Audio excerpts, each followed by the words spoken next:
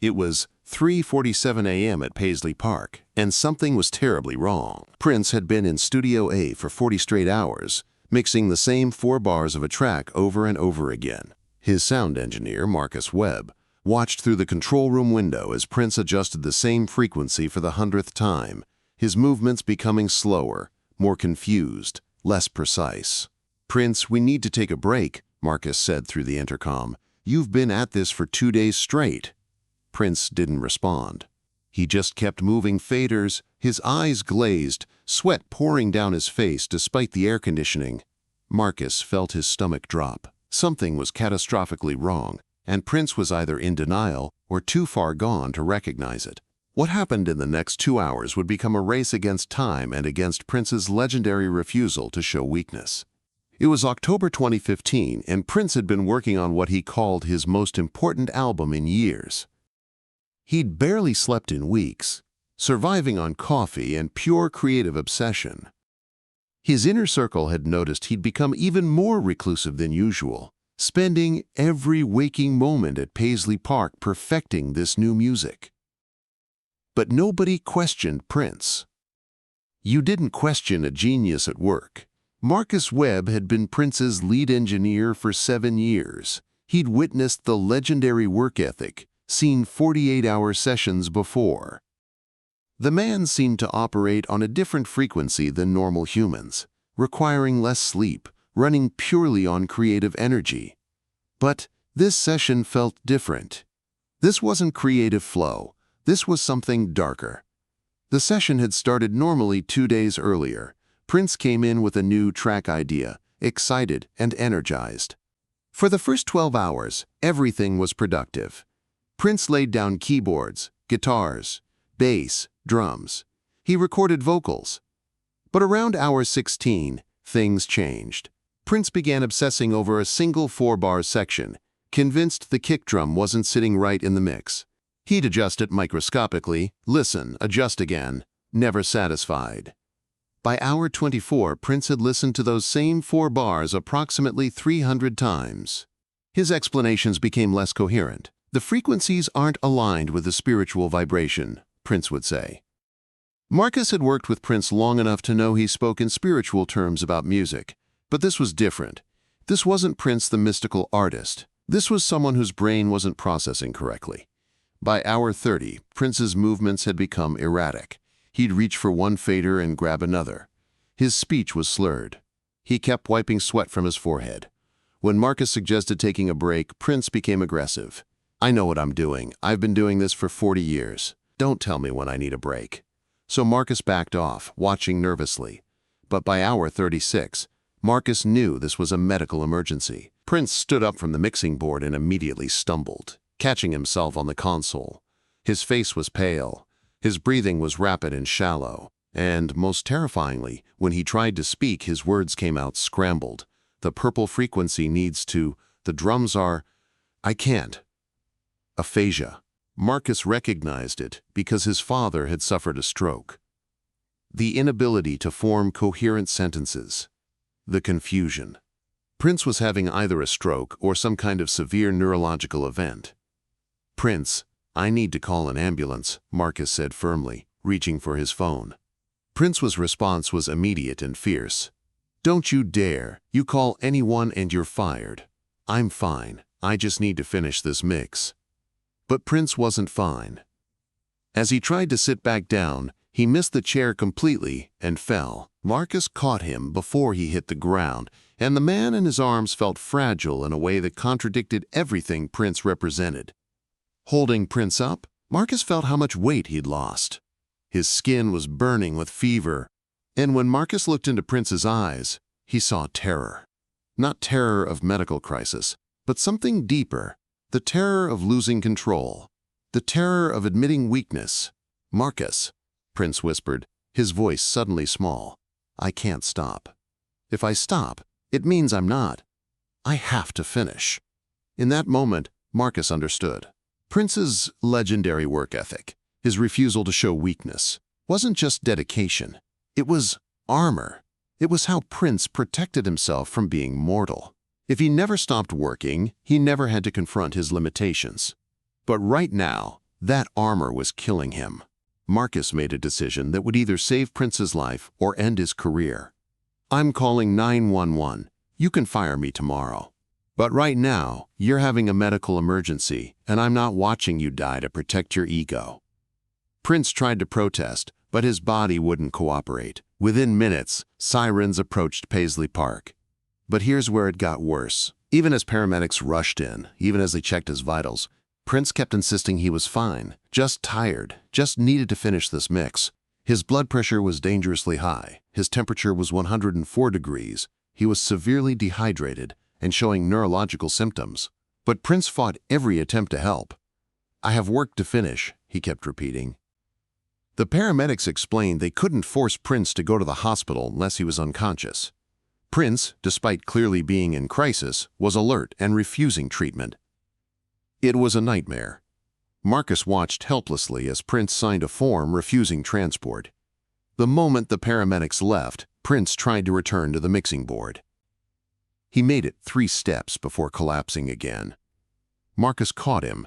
This time, Prince didn't fight. He just started crying. Quiet tears that seemed to carry decades of pressure. "I can't stop, Marcus. If I stop, it means I'm getting old. It means I'm mortal, and I can't be mortal. The music won't let me be mortal." Marcus saw behind the legend and found something heartbreaking. A 57-year-old man so terrified of aging, of limitation, that he was willing to work himself to death rather than admit he needed rest. Prince, still crying, whispered, "What if I sleep and wake up and the music is gone? What if my gift has an expiration date and I'm wasting it by resting?" Marcus did something he'd never done. He turned off all the equipment. The sudden silence was shocking. Then he sat next to Prince on the floor. "Prince, I've worked with you for 7 years. I've seen you create magic. And you know what I've learned? Your gift isn't going anywhere because you take a break. Your gift is killing you because you won't." But Prince wasn't ready to hear it. With tremendous effort, he pulled himself up and tried to turn everything back on. His hands were shaking so badly he couldn't work the switches. Marcus watched this legendary artist reduced to fumbling with equipment he'd mastered decades ago. Marcus physically stepped between Prince and the equipment. "You want to finish this mix? Fine. But you're going to the hospital first. If they clear you, you can come back." But I'm not being the guy who watched Prince die because he was too stubborn to get help. Prince stared at him with anger. "You're fired." Marcus nodded. "Okay, fire me. But I'm still not letting you touch that equipment until you see a doctor." The standoff lasted 15 minutes. Prince tried reasoning, threatening, pleading, but Marcus wouldn't budge. Finally, Prince's body made the decision. He collapsed again, this time losing consciousness. Marcus called 911 immediately. This time, Prince couldn't refuse. He was rushed to the hospital, where doctors discovered he was in early stages of septic shock from an untreated infection. His immune system, weakened by chronic sleep deprivation and malnutrition, had failed. Another few hours, and he would have died in that studio. Prince was unconscious for 18 hours. When he woke up, Marcus was beside his bed. Prince's first words were about the mix. "Did you save the session file?" Marcus almost laughed and cried. "Yes, Prince. I saved the session file." Prince closed his eyes in relief. "You saved my life, didn't you?" Marcus nodded. "And you're probably going to fire me for it." What Prince said next shocked Marcus. "I should fire you. You went against my orders. You called paramedics when I told you not to. You blocked me from my own equipment." Prince paused, his voice cracking. "But you're the only person in 20 years who cared more about me being alive than about me being Prince.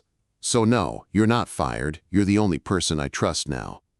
Prince spent 5 days in the hospital. Doctors told him his lifestyle was unsustainable. That chronic sleep deprivation, poor nutrition, refusal to take breaks was killing him. That he had to change or he wouldn't see 60. Prince listened, but Marcus could see the resistance in his eyes. Being told he had to be more human felt like being told to be less of himself. When Prince returned to Paisley Park, something had shifted. Not dramatically, but noticeably. He still worked long hours, but he took breaks. He still pursued perfection, but sometimes accepted good enough. And most importantly, he started talking to Marcus about his fears, about aging, about mortality, about what happens when your body can't keep up with your mind. The mix Prince had been obsessing over was eventually completed. When Marcus finally heard the finished track months later, he cried. Because it wasn't technically perfect. But emotionally, spiritually, it was perhaps the most powerful thing Prince had created in years. It felt human in a way Prince's music rarely did. But here's what haunted Marcus. 6 months after the incident, Prince told him something chilling. You know what scared me most that night? Not dying, but dying with unfinished work. With potential songs still in me. That's my real fear, Marcus. Not death, but incomplete music. Marcus tried to explain that music is never really complete, that Prince would never run out of songs, but Prince just shook his head. You don't understand. The music doesn't come from me, it comes through me. And someday the channel will close. And I'm terrified of wasting even one day when the channel is still open. Looking back after Prince's death in April 2016, just months later, Marcus understands. The medical crisis wasn't about perfectionism.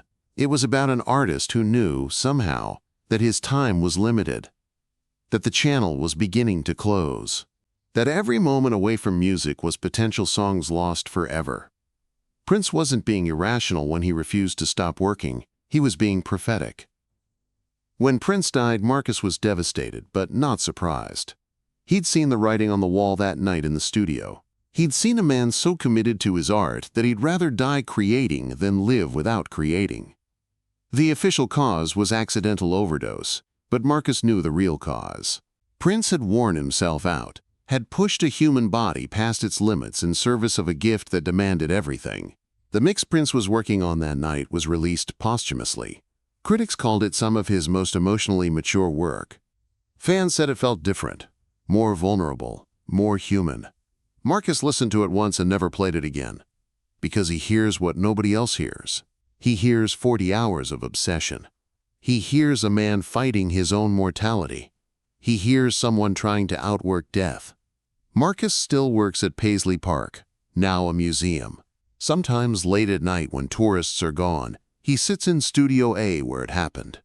He looks at the mixing board where Prince collapsed, and he wonders if he did the right thing. By saving Prince's life that night, did he give Prince 6 more precious months to create? Or did he just delay the inevitable? The lesson from that October night isn't about work ethic or dedication. It's about the fine line between commitment and self-destruction. Prince showed us what total devotion to craft looks like. But he also showed us the price of that devotion. The inability to rest. The terror of aging. The fear that stepping away from work, even to save your life, means the work might disappear forever. What Marcus discovered was that Prince's greatest strength and fatal flaw were the same thing. He couldn't stop, couldn't rest, couldn't be anything less than extraordinary. And in a world that worships that kind of dedication, nobody wants to admit what Marcus learned. Sometimes saving someone means going against their will. Sometimes love means intervention. And sometimes the people who change the world need to be saved from their own genius. Prince died 6 months after Marcus saved his life. Not enough time. But time Prince wouldn't have had if Marcus hadn't intervened. Time Prince used to create music that now lives forever. And maybe that's all any artist really wants. Not a long life, but enough time to finish what the music demands. Prince didn't get to finish everything, but he got 6 more months. 6 more months of the channel being open. And maybe, for an artist like Prince, that was worth everything.